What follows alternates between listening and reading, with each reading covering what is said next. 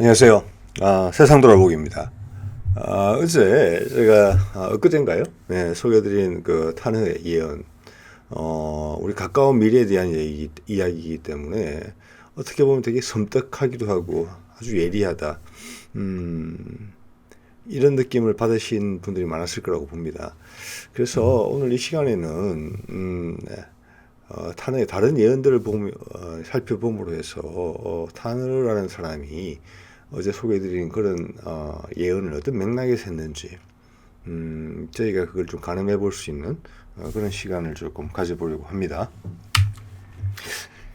저는 이게 탄을 비롯해서 제 채널에 소개해드린 이제 뭐 주역이나 동양을 하시는 분들 아시겠지만 저는 다 서양과학을 나이 30이 넘을 때까지 공부를 했던 사람이죠. 예. 그런 분들을 이제 접하게 됐을 때 은퇴를 한 후에 이분들이 정말 소중한 분들이고 우리한테 뭔가 자기 후배들과 또 후손들에게 마음 깊숙한 곳에서부터 메시지를 전하려고 하고 우리를 북돋으려고 하고 우리한테 힘을 주려고 했던 사람이다. 그런 걸 강하게 느꼈지요. 제가 이제 이런 분들에 대한 여행을 시작하게 된 이유는 우리 주변에서 어떤 교과서나 위인전을 통해서 우리한테 전해지는 우리의 모범 답안들 다들 아시죠? 어떤 분들인지. 거기와 우리 현실과의 어떤 괴리, 그 빈틈이 너무 공허하게 느껴지기 때문에 이런 상태가 이게 과연 우리가 우리한테 영향을 준 역사의 모든 것인가? 그건 아닌 것 같다.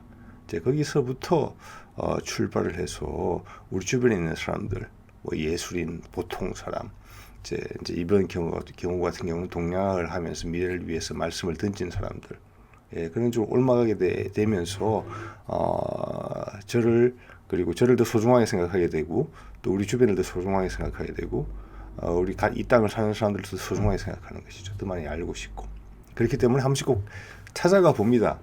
되는 한. 그래서 이거는 구례 영곡사 최근 제가 지리산 여행에서 만났던 도선사리탑으로 알려진 탑이죠. 도선을 만나고 온 것이죠. 제가. 그리고 이거는 이제 야산 이달의 무덤이에요. 우리 주역 대가라고 하는. 야산 이달의 무덤은 부여 인근에 있습니다. 거기도 제가 들러온 바가 있고요. 이거는 우주변화의 원리 저자인 한동석의 무덤이에요. 서울시 방학동에 있습니다. 무덤이 관리도 잘 안 되어 있고 또 구석에 있어서 찾기가 아주 어려웠던 그런 기억이 나네요. 자, 뭐 이분들 찾아갈 때 그냥 보고만 오고 사진만 찍고 오는 건 아니에요. 제가 예의를 잘 모르긴 하지만 기본적인 마음으로서의 어떤 의사 표현은 감사의 뜻은 표현하고 옵니다. 자, 이들 금방 말씀드린 모든 분들 그리고 이제 탄을 포함해서 이분들의 가장 큰 그림은 이거예요. 선천에서 우리가 후천으로 넘어가고 있다. 그 중간쯤에 있다. 선천과 후천은 크게 다르다. 우리 동양에서는 이런 어떤 사이클로 보고 있죠. 봄, 여름, 가을, 겨울, 다시 봄, 여름, 가을, 겨울 이게 계속 돈다는 것이죠. 그래서 여기서 말하는 선후천은 몇만 년 단위의 큰 흐름의 변화라고 우리를 보는 거예요. 여기서. 그래서 이제 이거는 이제 송나라의 소광절이 이 리듬의 그 연수를 계산을 했었죠. 이게 지금도 활용되고 있는 것 같아요. 그렇지만 후천 개벽이나 이런 표현들은 사실은 동아시아권에서 우리나라에서만 쓰는 표현이래요. 그게 사회적 운동, 사회적 변화의 어떤 촉매로서 작용하는 것도 우리나라가 유일하고요. 그래서 이런 동양학 이거는 대부분 또 주역과 연동이 돼 있어요. 주역은 우리랑 상당히 가까운 그런 학문이에요. 자, 이게 지금 후천 개벽 시기다. 정확하게 후천이 언제부터냐 이거는 별 중요한 건 아닌 것 같아요. 워낙 후천과 선천의 기간이 몇만 년 사이로 길기 때문에. 자, 그런 거니까 이걸 뭐 몇 년 차이로 다르다 이런 의미가 없는 것이고 그냥 뭐 100년 단위, 200년 단위로 생각해도 무방할 정도라고 봐요. 그렇게까지 폭을 넓히면 서양에서 이제 종말론이 있었죠. 2000년 앞뒤로 해서 그 시기하고도 같아요. 단지 서양에서는 그들의 역사관이 세계관이 일직선상이죠. 시작과 끝이 있는 이런 흐름이기 때문에 종말론이라는 표현을 쓴 것이고 우리는 이제 사이클이라는 개념이죠. 돌고 돈다는 개념이기 때문에 후천 개벽이라는 표현을 쓴 것이죠. 같은 것을 지적한다고 봐요. 그래서 이제 오늘 이제 앞서 말씀드린 그런 분들이 공이 지적하는 사항은 선천에서 후천으로 넘어갈 때 어떤 실마리가 있다는 것이죠. 인간 세상에서는 징조와 조짐이 있고 또 그걸 지렛대 삼아서 또 그것의 어떤 촉매 작용으로 후천으로 급격하게 넘어간다는 것이죠. 여기서 선후천의 변화라는 것은 물리적인 변화, 계절의 변화 이런 걸 다 당연히 포함을 하고 이게 정신적인 부분까지도 들어 있습니다.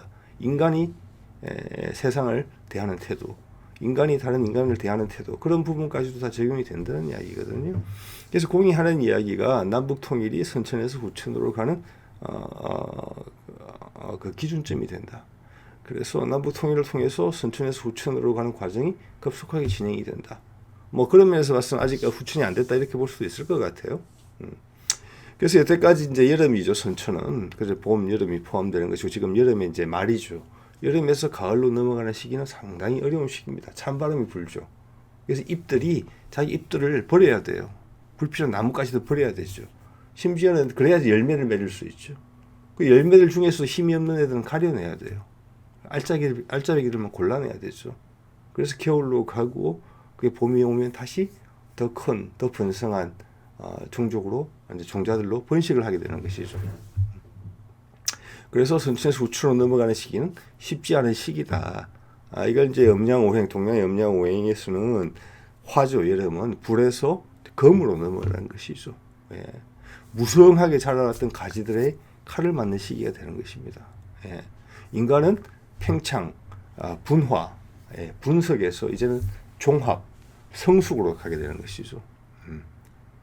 안정, 축소라고 표현할 수도 있어요. 그건 뭐 경제 시스템이나 사람의 정신 상태나 모든 것에 적용이 되는 것이 되겠죠. 예. 자, 이거는 말씀을 드릴 것 같고, 이거는 선천, 후천, 그리고 그게 의미하는 바, 또 우리의 지금 우리가 맞닥뜨린 어떤 정치 상황에서 어떻게 해석이 되어야 되는지 그런 부분들은 한꺼번에 담으려고 했더니 너무 많아서 이걸 아마 이어지는 동영상에서 한번 좀 다뤄야 될 것 같아요. 이 선후천 변화의 전반적인 의미. 지금 우리가 목도하고 있는 변화들과 일맥상통하는 부분이 있거든요. 예. 그래서 무엇이 좋은 정치냐, 나쁜 정치냐. 예. 우리가 어느 흐름에다가 힘을 실어야 되느냐. 이런 부분들은 요 다음 영상에서 한번 다뤄보도록 해보겠습니다. 말씀드린 것처럼 소광질이라는 사람이 큰 흐름, 뭐 쉽게 이야기하면은 봄, 여름, 가을, 겨울 큰 우주의 사이클을 12만 9,600년으로 봤고요. 그 다음에 이제 6만 4천 년이 지나면 절반이 지나는 시점이죠. 예, 그거를 이제 5회 반이라고 부르고 지금 우리가 지나가고 있는 시점이다라고 이야기를 한 거예요. 자, 소광절이 여기서 이제 선후천, 절한기란 말이 적용되는 겁니다. 예, 여기 지금 우리가 그 틈에 있어요. 예. 자, 동양학의 전반에 대해서 보면은 이거 한번 누군가는 이렇게 설명을 한번 쉽게 해야 될 것 같은데 제가 한번 해보겠습니다. 단순한 겁니다. 이런 우리 1월 성신이라는 말 쓰잖아요. 1월은 해와 달이고 성신 별들이죠. 예. 우리가 이거에 영향을 받는다는 거예요. 1월 성신. 예. 그럼 1월은 음양이죠. 음과 양으로 이루어진 것이죠. 세상은 동양학에서는 플러스 마이너스죠. 예. 그리고 성신은 뭐냐면 목화토금수예요. 태양계에 있는 5개 행성을 의미하는 거예요. 지구를 빼고. 그래서 그게 순서가 목화토금수입니다. 영향을 미치는 순서가. 자, 그래서 1월 목화토금수가 돼서 일주일이 되는 거예요. 그래서 저는 항상 궁금합니다. 일주일을 누가 정했는지. 서양에서 정한 것 같지는 않아요. 이런 걸 봤을 때. 자, 그래서 음양이라의 기운이 있고 음양이 기본의 핵심이죠. 세상에 도는 플러스 마이너스가 있죠. 예. 근데 그게 작용을 할 때는 5가지 형태로 5가지 방식으로 작용을 한다. 그게 오행이다라는 거죠. 그래서 음양과 오행으로 세상의 모든 것을 설명한다. 물리적인 것뿐만이 아니라 정신적인 것까지 저걸로 설명을 한다. 이렇게 돼 있어요. 자, 그럼 그 예를 조금 확장해 볼게요. 여러분 천간 지지 아실 겁니다. 우리 육식갑자 할 때 나오는 천간은 뭡니까? 갑을병정 무기경신 인계 10개예요. 예, 지지는 뭐죠? 자축인묘 진사오미 신유수로 12개예요. 그 12개 12달이 됐죠. 12진법이죠. 예. 하늘의 천간은 10가지예요. 목화토금수가 각각 2개예요. 목에 간목, 을목, 즉 양목, 음목 이렇게 돼 있는 것이죠. 예. 목은 기본적으로 양이지만 그래도 양의 성질이 있고 음의 성질이 있다는 것입니다. 각 오행이 2개씩 가지고 있어요. 그래서 10개예요. 천간은. 그런데 지지는 왜 12개냐 그러면 하늘의 기운은 10가지로 10가지 종류로 우리한테 항상 어떤 주어진 시간에 딱 떨어지는데 땅은 왜 12개냐? 땅에는 토가 2개가 더 있어요. 그 땅에는 토가 4개예요. 예. 토의 성질은 무엇입니까? 목화토금수에서 아마 들어보신 분 계실 거예요. 중립이고 다른 토를 제외한 다른 사행의 운행을 도와주는 역할을 해요. 가운데 마사지하면서 무리 없게 조화롭게 진행되게 하는 것이죠. 하늘의 기운은 균일하게 오는데 땅의 기운은 조화를 유지하기 위해서는 더 많은 노력이 필요하다는 뜻이에요. 그래서 이게 이제 나중에 소개해드릴 우리의 지축이 기울어져 있다. 그래서 하늘의 에너지가 우리한테 균일하게 오지 않는다. 네. 그래서 추가의 토가 필요하다. 그래서 육식갑자가 됐다. 일단 여기까지만 말씀을 드릴게요. 이게 모든 것이 돼 있고 이게 음양오행에서 출발하는 것이고 음양오행을 깊이 있게 이해할 수 있으면 여기서 뭐 관상, 주역, 사주명리학 이런 응용과학에 있어서는 아주 쉽다. 세상의 흐름에 있어서의 어떤 기미와 조짐을 느끼는 촉이 깊어진다. 그게 어느 순간 이상을 도달하게 되면 사람들이 도사라고 부른다. 이게 이제 동양학의 어떤 성취라는 부분하고 풍치라는 부분을 설명하는 방식인 것 같아요. 제 소견으로는. 그래서 지축이 기울어졌다. 이거 모르신 분 없죠. 저희는 자전을 하면서 태양주위를 공전을 하죠. 근데 자전 축이 23.5도 기울어져 있어요. 평균. 이렇게 지금 보시는 것처럼. 예. 그래서 우리 공전축이죠. 태양의 둘레를 도는 공전축하고 우리 적도축이 나란하지가 않아요. 평행이 아니에요. 같지가 않고 이렇게 돼 있어요. 예. 이게 아까 말씀드린 지지가 12개인 것이 이런 이유 때문에 그렇다. 그래서 하늘의 기운은 10개, 천간이 우리한테 똑같은 기운을 주지만 지구에서 그걸 받는 데 있어서는 약간 소화하는 데 문제가 있다. 예. 그래서 불균형이 발생한다. 이게 이제 동양학의 선천 후천을 나눌 때 후천에서 이게 바로 잡힌다라고 주장하는 부분이에요. 일부에서 전부 다 그렇게 생각하는 건 아니고. 자, 23.5도 기울어져 있다. 이것도 고정된 거 아닙니다. 일단은 그렇게 알고 계시면 좋을 것 같아요. 자, 우리는 주역의 나라죠. 어떻게 보면 우리 태극기가 주역기입니다. 왼쪽에 조선의기가 어떻게 보면 조선의 의기죠. 이게 축소된 형태가 이제 태극기로 돼 있어요. 이게 보시면은 똑같습니다. 가운데 동그라미는 우리 지구, 우리를 의미하는 거예요. 영향을 받는. 그래서 주위에 8괴죠. 이게 8괴가 기본이죠. 예. 주위에 각각 음양 오행의 다른 성질을 가진 기운들이 우리 지구한테 온다는 거예요. 이렇게. 지구한테 오면은 그게 이제 음양 작용을 일으켜서 안에 태극이 계속 음과 양을 왔다 갔다 하면서 움직이면서 작동을 하고 변화를 한다는 거잖아요. 예, 그냥 음양 오행 사상을 깃발로 만들어 놓은 거예요. 자, 이게 또 주역에서는 그대로 활용이 되죠. 여기다 괴를 하나씩 더 붙여서 64개의 괴가 되는 64개의 괴가 되는 것이니까 태극기는 그걸 아주 축약해놓은 이제 어떻게 보면 간소화 버전인 것이죠. 예. 그래서 태극기는 뭐 주역기다 이렇게 부를 수 있을 것 같아요. 예. 즉 세상이 돌아가는 원리를 적어놓은 거예요. 어떤 이념의 상징물이 아니에요. 또 우리나라의 대표 산물을 또 자랑하는 그런 자리도 아니고요. 예. 엄청나게 복잡하고 미묘한 것을 굳기에 만들어 놓은 나라가 우리입니다. 네. 자, 여기서 이제 탄으로 잠깐 돌아오면 이게 탄원은 출가하기 전에 아마 20살 때 찍은 사진으로 돼 있고요. 전부 김제 출신이고 보천교라고 정산교 계통의 민족 종교의 고급 간부 집의 자손이에요. 네. 그리고 이제 그렇기 때문에 어떤 민족 의식이랄까 이런 부분에서 상당히 강한 것 같아요. 일본에 대해서 일본의 탄압에 대해서 몸으로 느끼고 또 주위에서 듣고 배우고 자란 그런 집안에서 나온 사람이에요. 그렇기 때문에 우리 자랄 때 강하게 영향받았던 거는 어떤 식으로든지 영향을 미치죠. 나이가 들어서. 자, 그래서 그의 예언에도 그런 흔적이 좀 남아있다. 그리고 종종 일본에 대한 예언에 있어서는 인과응보라는 표현을 쓰는 것을 볼 수가 있습니다. 그가. 네. 자, 예언이죠. 타너가 했던 다른 예언들입니다. 예언들이고 그게 취합이 돼 있는데 이제 절집에서 나온 책에는 좀 몸을 사리는 듯한 부분이 많이 있어요. 그래서 이게 장화수라는 저자가 쓴 책에 가장 잘 표현이 돼 있는 것 같아요. 제가 처음으로 장화수라는 저자가 쓴 책을 접했을 때 있었던 부분이 그 뒤에 이제 후속판들이 나오면서 비교를 해봤을 때 사라진 부분이 있는 것 같아요. 제 느낌엔 그렇습니다. 확인해 볼 정도까지는 아니었었어요. 그렇지만은 초판에는 분명히 그게 초판인지 뭐 초기판인지는 모르겠습니다만 미국에 대한 이야기가 있었어요. 근데 후기판, 지금 도서관에서 빌릴 수 있는 판에는 미국에 대한 이야기가 빠졌어요. 예, 그런 것처럼 탄의 예언을 후손들이 본인의 상황에 맞춰서 돋보이하고 싶은 경우도 있었고 또 숨기고 싶은 경우도 있고 그런 것 같아요. 어쨌거나 미국이 이제 점진적으로 쇠약해진다라는 그런 부분이 있었죠. 국제관계를 이야기하면서. 그래서 종국에는 이제 후춘이 당도하게 되면 지각 변동으로 많은 부분이 물에 잠긴다 이렇게 돼 있어요. 미국이 이제 점진적으로 쇠약해진다. 다리 차면 기울죠. 기업도 그렇고 한 가정도 그렇고 뭐 그런데 당연히 나라도 당연히 그렇죠. 사람도 그렇죠. 좋을 때가 있고 나쁠 때가 있죠.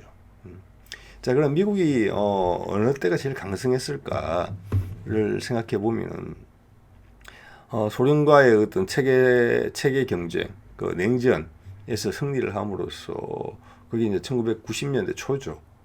그러면서 그때부터 9.11 사태가 나는 그 시점까지가 한 이제 10여 년 되는데 그때가 미국의 최전성기이지 않았느냐.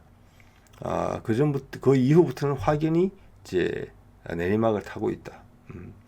그렇지만은 이제 미국이라는 체계 자체가 어떤 다원주의적인 그런 원칙을 유지하고 있기 때문에 어떤 급격한 어떤 하강보다는 점진적인 쇠퇴를 택한다. 이런 것이 지금 이제 탄핵의 예언인 것 같아요. 네. 그리고 이것들은 뭐 그 밑에 있는 것은 이미 검증이 된 부분이죠. 중국과는 친했다가 사이가 결국은 멀어지게 된다. 그랬죠. 예, 중국이 이제 등소평 시절에 미국과 국교를 이제 열면서 서로 사이가 좋았었죠. 그렇지만 지금 사이가 멀어진 지는 제법 됐죠. 그래서 지금은 이제 중국과 미국 사이의 관계를 패권 경쟁의 시기다 그렇게 표현을 하죠. 참고로 탄현은 1983년에 세상을 떠납니다. 예. 그래서 그거는 일단 유념을 하셔야 될 것 같아요. 대부분의 여기 나오는 여기 언급되는 탄핵의 예언은 다 1980년 이전에 했던 부분이에요. 예. 그러니까 지금하고 최소한 40년은 떨어져 있는 겁니다. 그때와 우리나라의 상황은 전혀 다르죠. 국제관계도 전혀 다르고 그걸 감안하고 보셔야 돼요. 그리고 뭐 베트남 전쟁에서 미국은 지게 돼 있다. 이걸 이제 음양 오행을 기준으로 해서 또 그리고 주역의 해석을 통해서 예언을 했죠. 뭐 결과적으로는 맞죠. 예. 맞았죠. 예. 그런 내용이 있고 일본에 대해서는 이제 서술 10%는 예언을 하게 됩니다. 일본은 이제 후천이 도달하게 되면은 북극의 빙하에 물이 녹으면서 전 세계 해수면이 올라간다. 그래서 일본 국토의 대부분의 물이 잠긴다. 이렇게 예언을 해요. 예. 그리고 그 외에 천재지변이 오게 돼 있다. 그것이 인과응보다. 본인들 조상들이 잘못한 것을 후손들이 화를 입는 것이다. 이렇게 이해를 하죠. 자, 이 부분에 대해서 이제 한번 살펴보면 저도 이 부분에 이제 개인적으로 일본의 이제 지진에 대해서 과학적인 접근 방식을 가진 분들의 이야기를 제가 왜냐면 일본 사람들이 이걸 두려워하고 있거든요. 자, 이게 일본에서 나온 본인들 다큐에 제가 한 장면을 캡처한 거예요. 이게 뭐냐면은 기원 1년부터 2000년까지 이게 후지산의 마그마가 분출되면 이제 그 분출돼서 표면에서 이제 암석화되잖아요. 그걸 데이터를 조사한 거예요. 이게 보면은 그 빈도가 잦아지고 있다는 거예요. 대형 지진에 대형 화산 분출에 있어서 예. 일본의 화산 분출하고 태평양 지각 변동, 지진 이렇게 다 맞물려 있죠. 예. 지난번에도 한번 사례를 본 것이죠. 어떤 지하 지진이 발생해서 해일이 덮쳤고 그래서 원자력 발전소가 문제가 생겼었죠. 크게. 예. 그렇지만은 그것보다 훨씬 큰 지진이 이미 왔어야 되는데 타이밍이 지난 거예요. 이게 그걸 표시하고 있는 것입니다. 이게. 그래서 일본 학자들은 이렇게 이야기합니다. 반드시 오는데 아직 안 왔다. 불안하다. 일본 정부도 그걸 알고 있죠. 예. 그래서 일본 같은 경우는 그 위기 시스템이 항상 온대에 있습니다. 언제든지 이런 일이 발생할 수 있기 때문에 당장 내일 이런 일이 발생하더라도 이상하지 않죠. 그리고 최근에 많은 지진들이 발생을 하고 있고 화산의 분출이 보도되고 있죠. 우리나라에까지. 그래서 이걸 두려워하고 있는 것입니다. 그렇기 때문에 타너의 이야기가 전혀 이상하지 않다. 예. 여기에 해수면까지 불어나고 지각 변동의 지진, 화산 폭발까지 겹치게 되면은 일본은 제기불능의 타격을 입을지도 몰라요. 우리나라도 옛날에 강성했던 발해가 백두산의 화산 폭발로 아주 치명적인 타격을 입었고 결국 몰락이 됐다. 이런 학설도 존재하는 것이죠. 현재. 네. 그래서 이런 부분은 설명이 가능한 부분이다. 있을 수도 있고 없을 수도 있고 그건 닥쳐봐야 알겠지만은 개연성은 충분하다. 이렇게 말씀드릴 수 있겠고 이것이 이제 후천과 연결이 돼 있다라는 부분이고 지금 이 후천이 현재 진행형이면 멀지 않았다. 라는 의미이기도 한 거예요. 일본도 이 지진이나 화산 폭발의 위험에 대해서 그렇게 생각을 하고 있고요. 네. 자, 그 다음, 이거는 좀, 보기에 따라서는 허무맹랑하다. 근데 미래의 일이니까 모르시죠. 그렇지만은, 언뜻 보기에는 허무맹랑합니다. 일단 한번 볼게요. 타너의 예언입니다. 워딩은, 각자의 표현은 조금씩 다를 수 있어요. 제 기획에 의해서 제가 쓴 거니까. 하지만 그 기본적인 방향성은 동일할 겁니다. 예. 단어의 선택이 좀 다를 수는 있겠지만, 세계적으로 지각 변동이 일어난다. 지구적 지각 변동이라고 해야 되겠죠. 그 핵심이 뭐냐? 아까 지구축이 23.5도가 기울어진 상태로 돈다고 그랬죠. 예. 그래서 지구의 특정 지역이 햇빛을 많이 받게 되는 거죠. 예. 그것 때문에 하늘의 기운이 우리한테 균일하게 오지 않아서 많은 부조화가 발생했다. 그게 선천의 특징이다. 후천으로 가게 되면 그게 바로 잡혀질 것이다. 지구축이 바로 섬으로서. 이것을 주장하는 것이 한국에서 제창된 후천의 주역, 정역에서 하는 이야기고 탄흐는 거기에 아주 밀접하게 관련이 되어 있습니다. 사상적으로. 제가 소개해드린 우주 변화의 원리를 쓴 한동석도 거기에 크게 영향을 받아요. 그렇지만 한동석은 지각 변동 이야기까지 그런 부분까지는 가지 않습니다. 예. 그걸 이해하려고 노력했을 따름이고 해설을 할 따름이죠. 그렇지만 탄흐는 한 걸음 더 나아가서 거기에 갑작스럽게 그런 일이 발생하게 되면은 지구적인 큰 데미지를 준다. 예. 거기서 옥석을 가리게 된다. 하늘이. 이런 이야기를 하고 있는 거예요. 예. 급진적인 표현이죠.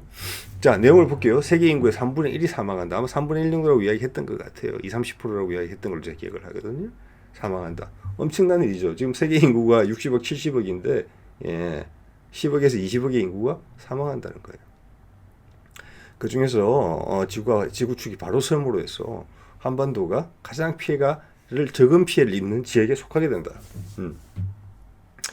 자, 일본이 가라앉으면서 한반도 동쪽이 일부 가라앉겠지만은 서해에서는 훨씬 많은 면적의 땅이 솟아난다. 이렇게 이야기를 하죠. 네. 그러면서 이제 타너가 인과응보론을 이야기를 하면서 그 중에서 착한 사람들이 살아남는다. 바른 마음을 가진 사람들이 살아남는다. 다른 사람들을 속이고 편취하는 자들은 살아남지 못한다. 이런 예언을 하기도 합니다. 예. 자, 저도 처음에 이걸 들었을 때는 허무맹랑하다. 현실감 전혀 안 느껴지지 않죠. 자, 여기에 대해서 제가 한번 이야기를 해보려고 해요. 자, 아까 말씀드린 우리 김일부가 1800년대 후반에 제창한 정역이에요. 이거는 주역은 선천의 역이다. 후천의 역은 나오지 못했었다. 그 후천의 역이 정역이다. 예. 자, 그래서 아까 말씀드린 것처럼 타너와 한동석이 여기에 큰 영향을 받았다. 이런 말씀을 드린 바가 있지요. 자, 선천과 후천의 차이는 이걸로 간단히 설명이 됩니다. 왼쪽이 이제 선천 팔게 되고 우측이 후천 팔게 되죠. 후천 팔게 되죠. 왼쪽이 이제 태극기 원형인데 이거 보시면은 이렇게 두 개를 비교하시면 뭐 깊이 이해할 필요는 없는데 8개의 각각의 종류는 같아요. 8가지 종류는 같은데 그게 이렇게 한 클릭 움직인 겁니다. 예. 그래서 이게 지축이 바로 서기 때문에 이 궤가 후춘에는 적용되는 궤다. 그래서 음향의 조합이나 모든 면에서 완벽해진다. 조화롭게 된다, 세상이. 자, 그런 면에서 조화롭게 된다. 음양이 균형이 맞게 된다. 그 음양은 인간 세상에 있어서는 여러 가지로 해석이 될 수 있거든요. 왕조 정치, 민주 정치, 남과 역, 예. 부정부패, 정의. 완벽하게 없어지지는 않겠죠. 예. 그렇지만 어느 것이 주안점이 어디에 두어지느냐 이런 걸 해석이 될 수 있어요.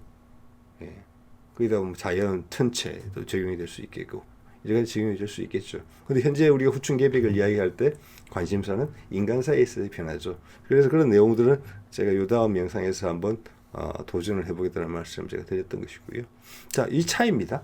이게 이제 지구로 치면 지각 변동이라는 것이죠. 자, 그럼 여기서 조금 과학적인 데이터를 한번 볼게요.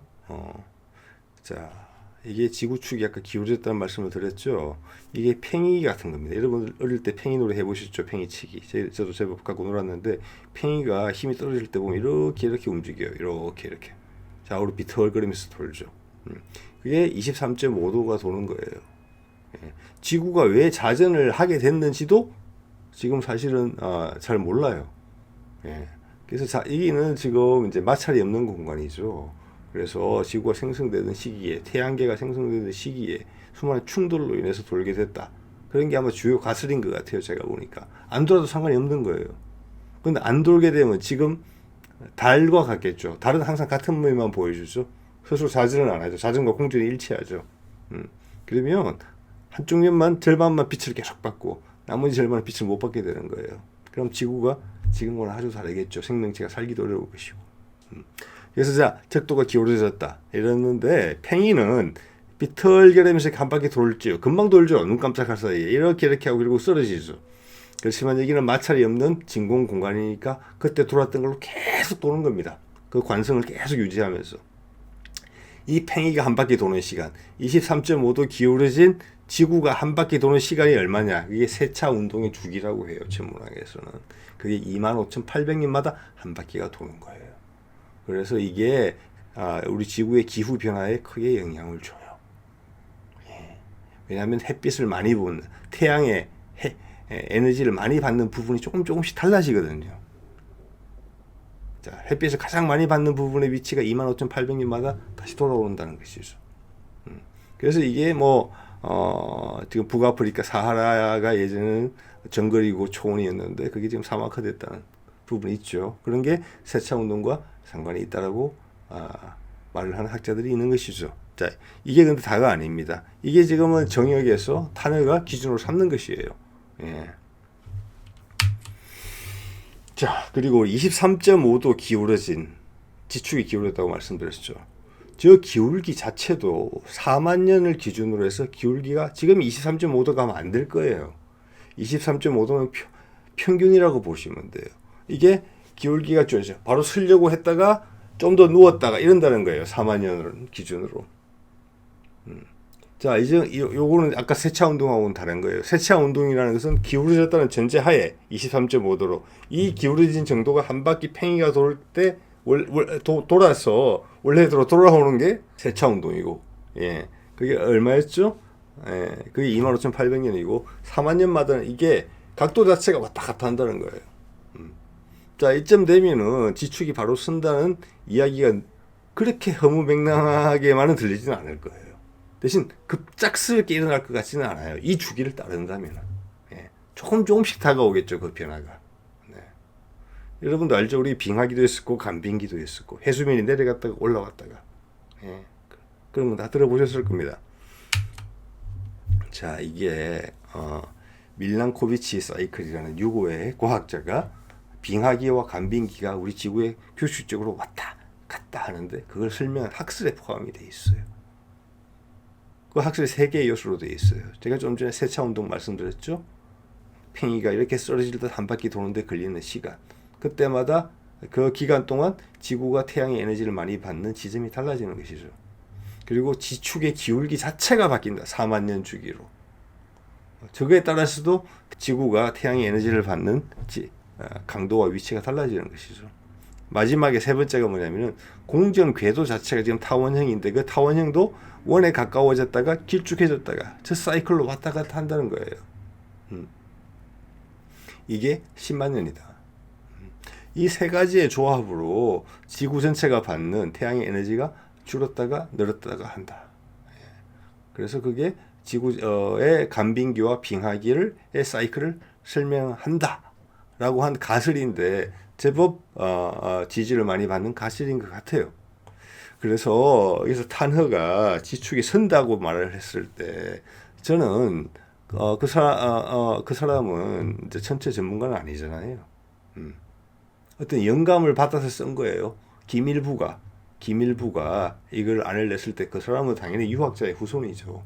네. 천체 핵심적인 사람을 모를 수 있어요. 그렇기 때문에 물론 밀란코비치 사이클에도 더 많은 요소들이 관여되어 있을 수 있습니다. 김일부가 정력을 이야기해서 지구가 똑바로 선다. 그리고 그게 영향을 받은 탄허가 그거를 바탕으로 예언을 한다. 지구가 선다. 예, 그래서 지구가 갑자기 따뜻해진다. 라는 이야기를 하는 것이거든요. 예, 그래서 정력에서 이야기하는 그 지축이 선다는 거하고 지금 밀란코비치 사이클에 나오는 저런 것들하고 왜 상관관계가 있다. 예, 그것을 뭉뚱그린 말일 수가 있다. 예, 지금도 우리는 이런 것들이 변해서 우리 기후에 어떤 영향을 주고 있는지는 모르죠. 예, 비록 우리는 지금 이산화탄소 때문에 지구온난화가 생긴다. 그리고 지구의 기온이 올라가고 있다고 그러잖아요, 지금. 그죠? 예, 그리고 북극과 남극의 빙하가 녹기 시작한다. 예, 그러면서 환경산업을 전 세계적으로 이렇게 세우려고 하죠. 그렇지만 그것은 부분적인 해석의 일부분일 따름이에요. 큰 흐름에서 이미 지금은 온도가 올라가고 있는 사이클이 있을 수가 있어요. 예, 우리 인간이 발생시킨 이산화탄소가 그게 얼마나 영향을 주는지는 사실은 엄청난 연구를 통해서 분석을 해봐야 되는 부분인 것이죠. 자, 또 하나 이제 말씀드릴 수 있는 부분은 여러분 자북과 진북이 같다 다르다 이런 말 들어보셨습니까? 예, 우리 지구가 자석이라는 걸 알고 계실 겁니다. 그런데 북극과 그래서 우리 나침판이 가리키는 곳은 자북이에요. 자석이니까. 예. 그런데 우리가 북극점, 남극점을 이야기할 때는 그 지축과 상관이 있는 거예요. 예. 그래서 우리가 나침판이 가르치는 것을 보고 계속 북쪽으로 가면은 북극에서 한 1000km 떨어진 곳에 도착하게 돼 있어요. 캐나다 어딘가에. 그래서 자북이 지금 빠른 속도로 바뀌고 있어요. 그래서 지금 러시아 쪽으로 빨리 움직이고 있대요. 이 속도가 되게 빨라졌다고 하거든요. 그래서 이 2019년 한국경제 기사에서 제가 가져온 것인데 미국 해양 대기층에 따르면 현재 자북극을 처음 관찰을 시작한 1831년부터 캐나다 북쪽에서 러시아 시베리아 방향으로 천천히 이동하고 있다. 올해까지 188년 동안 2250km를 움직였다. 1년에 12km가량이다. 그런데 최근 자북극의 이동 속도가 이례적으로 빨라졌다. 그 이유를 밝히지 못해 과학자들은 적잖이 당황하고 있다. 네. 이거는 또 밀란코비치 사이클에서는 언급되지 않았던 부분이에요. 뭔가 큰 변화가 지구 전체에, 지구 자체에 벌어지고 있다. 그게 지금 밀란코비치 사이클에 관여되어 있는 세 가지 어떤 지구 운동의 변화에 어떤 식으로 연계되어 있는지 거기에 대한 아이디어는 전혀 없는 것이죠. 근데 탄원은 변한다. 강력하게 짧은 순간에 이렇게 이야기를 하고 있는 것이거든요. 예. 자, 뭐 해수면이 변하는 부분에 있어서도 사실 놀라운 일이 아니에요. 이게 만년 단위, 몇천 년 단위로 확장을 시키면 단지 탄원은 그게 급작스럽게 벌어질 수 있다라고 이야기를 하고 있다는 것이 다른 점일 따름이에요.